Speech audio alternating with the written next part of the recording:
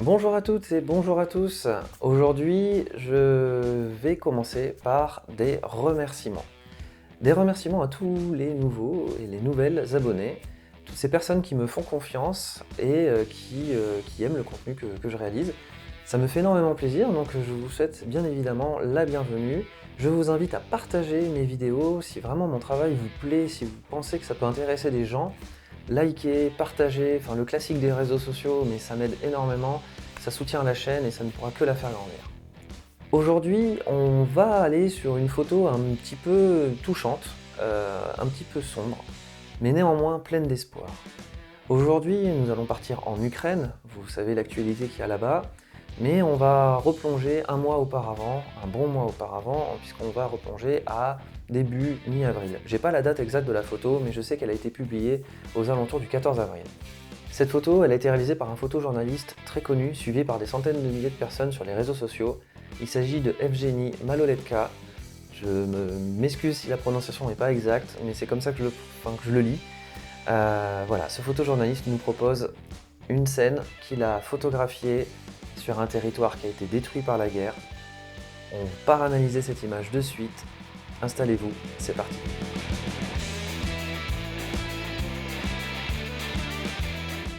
Comme je vous le disais, cette photo a été réalisée par Evgeny Maloletka. Je suis encore désolé de la prononciation. C'est donc un photojournaliste ukrainien. C'est un photojournaliste connu, comme je vous le disais. Il a beaucoup de publications pour la BBC, le New York Times, The Guardian. Enfin voilà, il a de bonnes renommées. C'est un grand nom du photojournalisme. Il est ukrainien et donc il était aux premières lignes pour prendre des photos assez saisissantes sur le conflit que traverse son pays. Le contexte de cette photo, c'est début avril, nous sommes sur la ville de Tchernihiv. Là aussi, je m'excuse pour la prononciation. Tchernihiv, c'est une ville située au nord de l'Ukraine, qui a donc récemment été libérée par les Ukrainiens. Les Russes ont reculé de cette région-là. C'est une ville qui a été visiblement, j'ai pas fait une enquête, mais qui a été visiblement détruite par la récente guerre que le pays subit.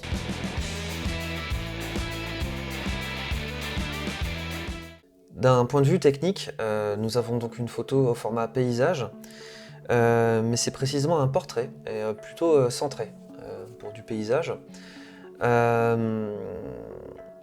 C'est un portrait qui a été réalisé avec des couleurs froides et plutôt sombres. Alors, vous me direz, ça va très bien avec ce genre d'ambiance, avec ce genre de contexte, mais en fait, c'est assez intéressant, parce que le choix des couleurs attriste la photo, mais on va voir après que ça ne la rend pas pour autant si triste que ça. Et d'un point de vue technique aussi, ce qu'on peut souligner, c'est que la mise au point, la netteté est vraiment très présente sur ce jeune garçon. Ce jeune garçon a 12 ans, je suis allé un petit peu me renseigner sur l'histoire de cette photo, et derrière on a vraiment quelque chose de flou. Et je trouve que c'est important que l'arrière-plan soit flou, parce que ça a une symbolique qu'on va voir après. Cette photo est rythmée, mais comme vous allez le voir, ou vous l'avez peut-être vu dans mon autre vidéo sur le rythme en photographie, bien qu'elle soit rythmée, c'est une photo au rythme plutôt lent. Le premier élément qui apparaît forcément, sur lequel on jette notre regard, c'est justement le regard, le visage de ce jeune garçon. En deuxième, moi, mon regard est parti sur le chat. Et puis, en troisième, mon regard est très vite parti sur l'arrière-plan.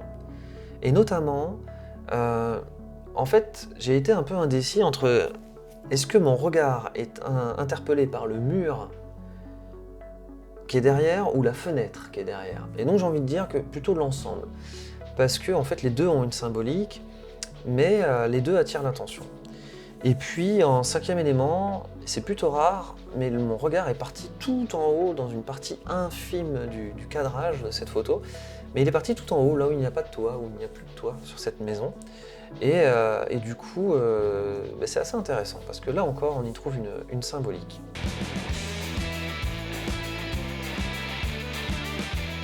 La première émotion que j'ai ressentie en regardant cette photo, étonnamment, c'est beaucoup de douceur. Et j'avais dit qu'on allait revenir sur le choix des couleurs.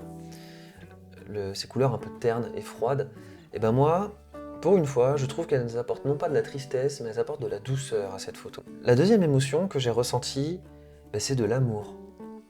De l'amour quand on voit ce chat qui patoune dans les bras de ce jeune garçon. Quand on regarde le visage de ce jeune garçon, je vois pas de haine, je vois pas de colère, je vois en fait beaucoup d'amour. Et ce que je vois aussi derrière, c'est beaucoup d'espoir en fait. Cette photo m'a beaucoup touché parce que en fait, au travers de ce portrait qui est assez fort, et bien en fait, on est dans un contexte de guerre, on est dans un contexte de destruction. Un gamin qui a 12 ans, qui est en âge d'avoir de la rage après tout ce qu'il a vécu, tout ce qu'il a vu, et pour autant il dégage beaucoup d'amour. Et ça me touche beaucoup parce que c'est fort, c'est vraiment très fort là-dessus. Donc en dernière émotion, j'ai eu beaucoup d'espoir sur cette photo. Voilà. Le sens premier qu'on a en regardant cette photo, évidemment, c'est ces deux êtres qui s'apportent mutuellement de l'amour, du réconfort, après avoir vécu une destruction qui est la guerre. Et donc, on peut résumer ce sens premier à rien ne peut détruire l'amour, en fait. Voilà, il peut y avoir n'importe quel truc à côté, ben voilà, il y a toujours de l'espoir et de l'amour. Et puis, le sens second, je viens juste un petit peu de le dire, mais c'est l'espoir. Moi, cette photo, en deuxième lecture, et c'est là où elle m'interpelle le plus, c'est dans la profondeur qu'elle a, c'est ce message d'espoir qu'elle envoie. Le jeune homme, c'est pas anodin, il a 12 ans.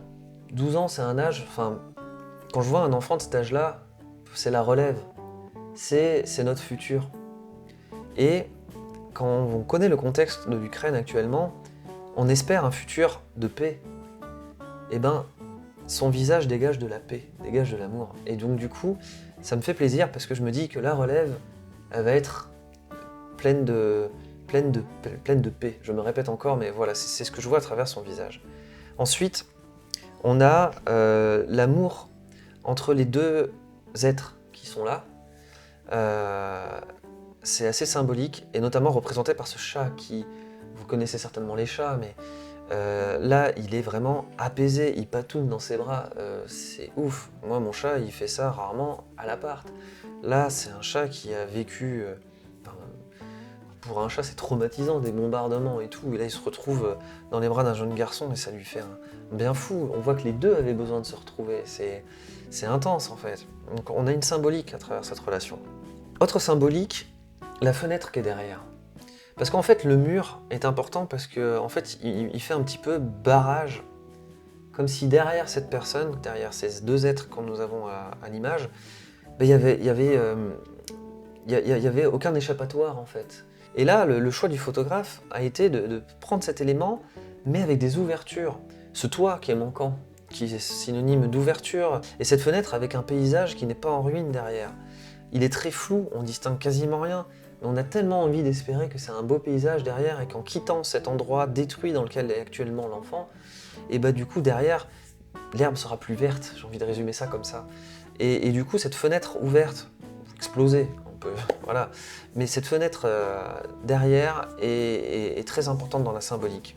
Et puis en dernière symbolique, j'avais envie de vous parler aussi du choix du photographe qui a été fait sur le positionnement de ce jeune garçon et le chat, puisqu'il a été mis au centre.